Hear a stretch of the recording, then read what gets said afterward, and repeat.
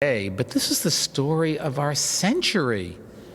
Think about it. We're killing ourselves every day. In the wake of 6 murders in Arizona, Mayor Blomberg appeared with relatives and victims of gun violence in Tucson, at Columbine High School, Virginia Tech, and locally to appeal for stronger gun control rules. There are 34 deaths from handguns in America every single day. The mayor wants gun control laws to require that all sellers do a background check on gun buyers. This includes collectors who often congregate at gun shows and are not now required to check their customers.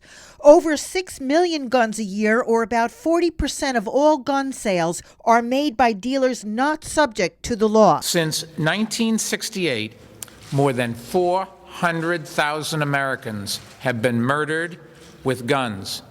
About as many Americans as were killed in all of World War II. My son Daniel was one of the victims at Columbine High School, and I'm here today wearing his shoes. We put it on the ballot when the legislature refused to close that loophole to ensure that nobody could go to a gun show and buy a gun without a background check.